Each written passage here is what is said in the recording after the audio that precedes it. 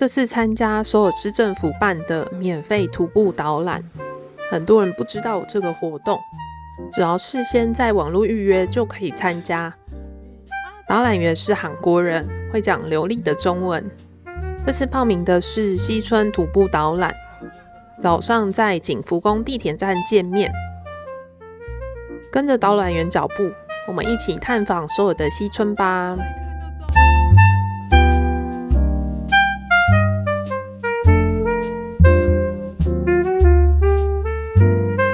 在朝鲜时代，其实没有西村这个名字，当时只有北村、南村、上村还有下村。北村是两班贵族住的地方，南村也是贵族住的地方，但相对没有那么有钱。而西村这一带在当时被称为上村，是沿着仁王山发展的生活区。后来在1910年，韩国进入日治时期，有大量日本人迁入首尔，从南山、中路、明洞到西村这一带，开始形成日本人的生活圈。导览员提到，当时在首尔生活的日本人高达10万人，也因为这样，西村这里的建筑变得比较混合。除了原本的韩屋之外，你会看到一些日式建筑，甚至还有欧式风格的房子。不过在1945年光复之后，韩国人是都说解放之后啦，很多日治时期留下来的建筑其实都被拆除了，所以现在在西村比较看不到完整的日式样貌。但如果你仔细观察，还是可以从一些细节看出这里曾经有经历不同时代的变化。逛完一圈之后，我发现西村这边是风水宝地耶，这边曾经住过很多重要人物，像韩币1万块上的世宗大王就是在这边出生。朝鲜时代的英主在登基之前也住在这附近。到了近代，这里也聚集很多文学家、画家、艺术家，像诗人李湘，还有画家李相范，都曾经在西村生活过。现在也还可以看到他们的故居。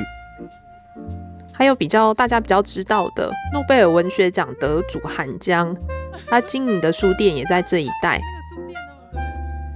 所以你在西村逛的时候，会发现这边很多文青小店、书店、质感商店等等的。整个走完会觉得，这边真的要有人带路讲解，才知道有这么多背后的故事。作为同样被日本殖民过的台湾人来说，看到韩国人对过去这段历史的态度，会觉得蛮不一样的。整体来说，我觉得这个导览很值得体验一次。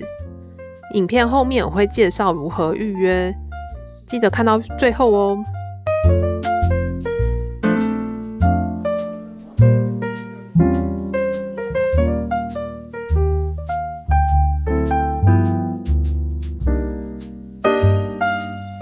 这次的西村徒步路线中间会经过通仁市场，导览的时候不会停下来用餐，结束之后我才绕回市场吃饭。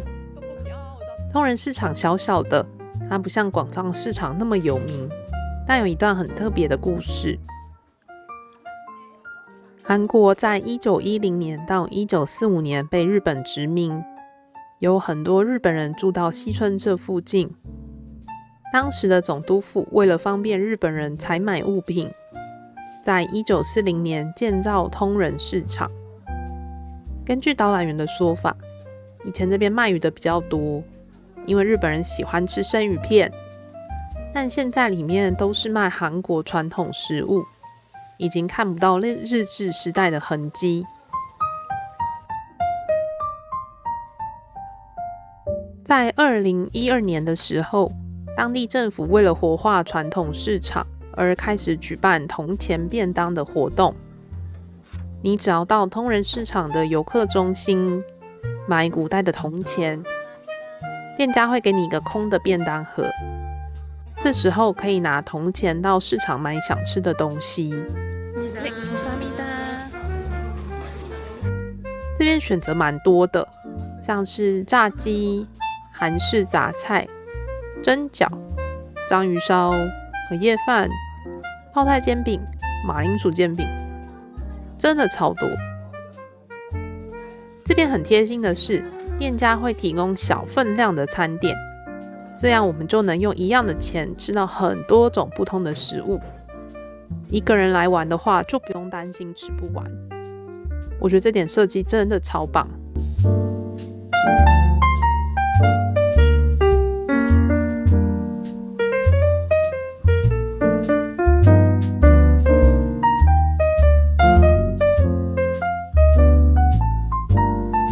离开西村的时候，在路上发现这间咖啡店，拜托你们一定要去！这间是韩国很有名的网红咖啡店，店内有一座假山，很多人会到这里打卡拍照。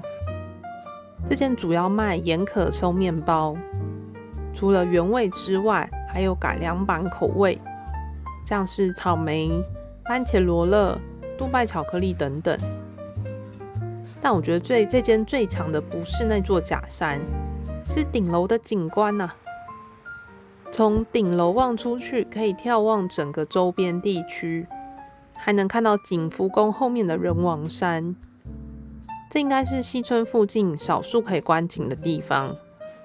天气好的时候，坐在这里喝咖啡，真的超享受。推荐大家西村结束之后可以到这里。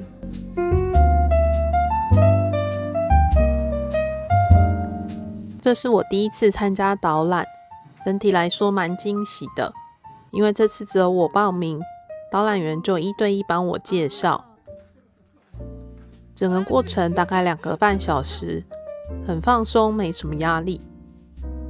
导览员的中文很好，解释很清楚，但有些韩国的人物我不太熟悉，听到后面就有点恍神，一直想去吃东西。说真的，如果没有人带路，我自己没办法逛那么仔细。如果之后有朋友来韩国玩，我会推荐他报名徒步导览，但可以挑其他路线去玩。西村这条路线比较适合住在首尔，已经玩到没地方去的人，或者是对韩国艺术家故居有兴趣的，也可以来西村逛逛。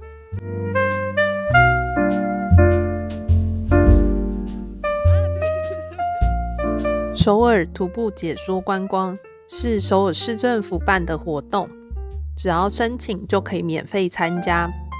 报名网址我放在影片下方的资讯栏，点进网页可以看到很多路线，每个路线都有地图，还有简单的介绍，也能看到每个路线要花多少时间。回到首页上方，点选预约，就可以进入预约系统。报名方式很简单，第一步，先选择参加人数，选好之后按下面的蓝色按钮。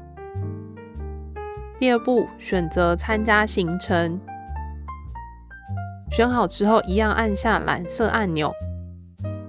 第三步，选择出发时间，前面按下蓝色按钮后，右边行事历会出现可以预约的时间。每个路线通常会有2个时段可预约，休馆或是额满的那天就不能约。基本上你看到可以点的，代表都还可以约。点选你要的时间之后，这时候会跳出一个蓝色框框，一样点选进行预约，就会进到下一个步骤。第4步，填写预约人资讯。这里的姓名请帮我填英文，国籍的话，如果你选择台湾，导览语言会自动设定为中文。电话可以填写韩国手机或者是饭店电话。记得电子信箱一定要填对，出发前会寄通知给你。第5步，把这个页面往下滑，确认预约注意事项，按下蓝色按钮，这样就预约完成咯，是不是很简单呢？希望大家喜欢这次的影片，有问题可以在下方留言问我，我们下次再见啦！